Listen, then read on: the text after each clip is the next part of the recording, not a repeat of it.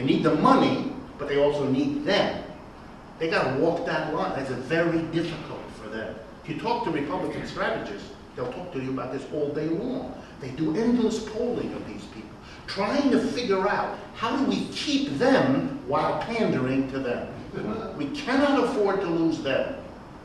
One of the reasons the Republicans lost the last election was that the Democrats have been pulling more and more money from rich people. Now you can see why, because the Democrats are more and more cozy with those people, and so they're getting the money. They're paying the price, they're getting the money. For the Republicans, that's death. The Democrats have a big mass base. If you can match that mass base with the money, they can afford to lose the conservative part of the Democratic base because the money will replace those people. So that's the Democratic strategy, and I think Boehner, how do you say his name? Boehner. Sorry. Well, it's not spelled like that, right? Oh, I see. You couldn't possibly pronounce it. Took a moment. Sorry.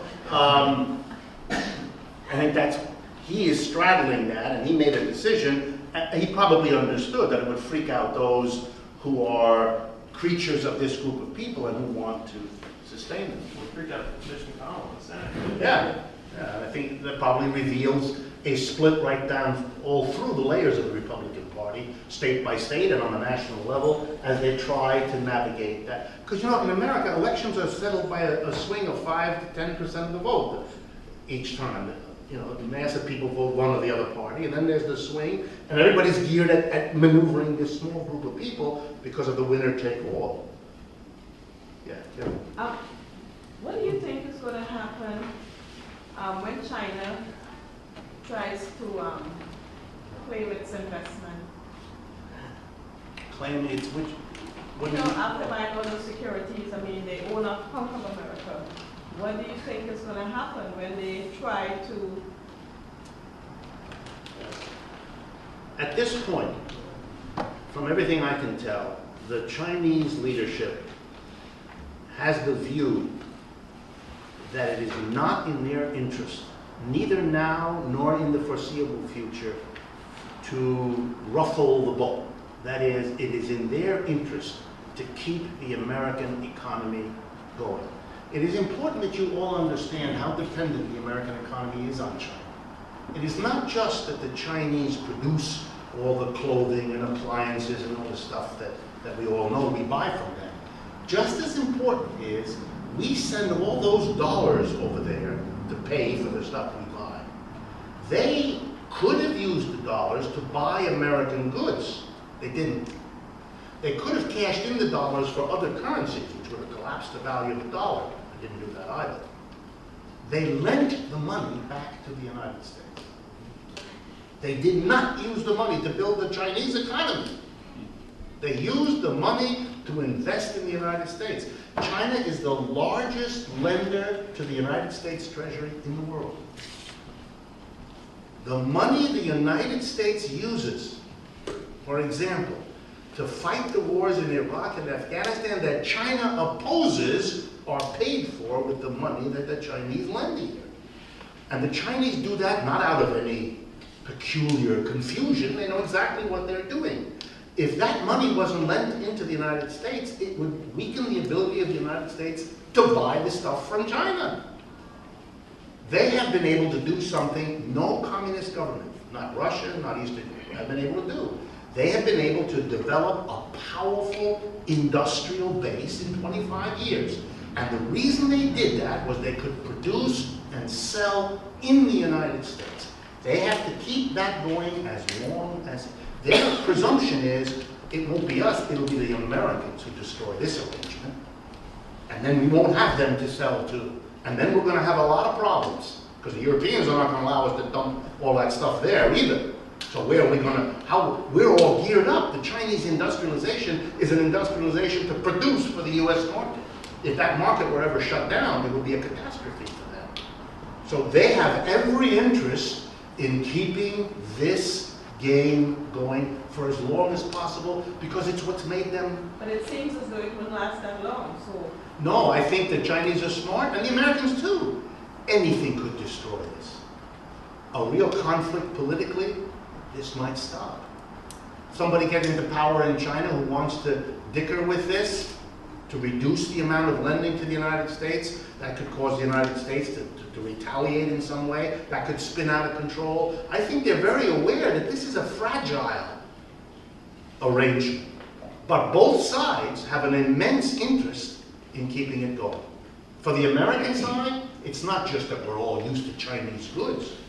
For the American capitalist, here's the calculation. I can get away with paying American workers less than I otherwise would, because those workers won't complain, since they can go to Marshall's and they can buy clothing for nothing.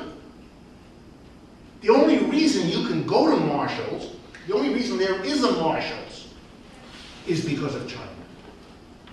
If American capitalists didn't have cheap Chinese clothing, they'd have to pay American workers the extra money to buy clothing made someplace else. They don't want that. That is crucial. 35 years ago, there was no Chinese industrial miracle. And 35 years ago, Walmart was a small Arkansas department store. Over the last 30 years, China became an industrial powerhouse. China knows how to produce, but China could never have distributed across America. They had no way to do that. They needed a partner, and they found the partner, Walmart. Walmart was crucial to China. Walmart and China are each other's brothers. Their bond is much better than the bond of either of them with the United States government, and I mean either of them. Walmart is a conservative family, the Walton family, but they are in bed in all the senses of the term with the Chinese. They meet 3 times a year at a resort in China, the head of Walmart and the Prime Minister of China, and they work the policies out. And they've been doing that for 30 years. They need each other. When you go into Walmart, you're going into China. Very important. So that's simple. Walmart is the largest employer in the United States. Walmart would never have been Walmart without China, any more than China wouldn't have been China without Walmart. They understand that, as all businesses do. They want to control that. They want to keep that going. The biggest force in Washington to make sure the United States does nothing to anger the Chinese is not the Chinese. It's the Waltons, and not those television people either. The Waltons are the best friend China has in the halls of power in Washington. So I understand what you're saying. It's a very dangerous situation.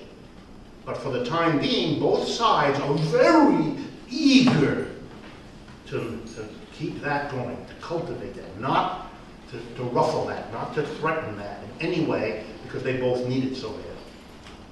Sir, I know you've been trying to... Do you think without a significant change in the economic downturn that the capitalist system would inevitably collapse? And when, if so, when?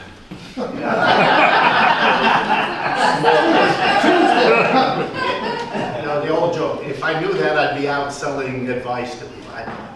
Inevitability has been a really bad trip for the left. You know, people who are having trouble winning political struggles console themselves by saying, well, it looks like we're losing, but eventually, or inevitably, we will win. This hasn't worked out too well for the left, so I have no idea. Inevitability is one of those concepts that doesn't compute in my head. So I don't think there's any inevitability of anything. I think capitalism is a very fragile, unstable system, and that the people who live in it and suffer from it are sooner or later going to have to decide what to do about that. And that's going to provoke all kinds of troubles. You know, I don't think Americans, even despite not having heard much about it, I think a lot of Americans know something happened in France last week. Kind of a vague idea. The New York Times did in fact put a picture on the front page of that edition, I think it was last Wednesday, so a week ago tomorrow. They put a front page picture of the streets of Paris thronged with demonstrators and so forth. And there was a lousy story buried inside, but nonetheless there was something. People are going to hear more and more about this. And there's going to be a lot of stories come the 29th of this month when all of Europe explodes. There are going to be real troubles in these countries. If Sarkozy continues to push, then there's going to be pushing back. They've now added a new demonstration, I believe, either the 18th or the 23rd. 23rd. What? 23rd.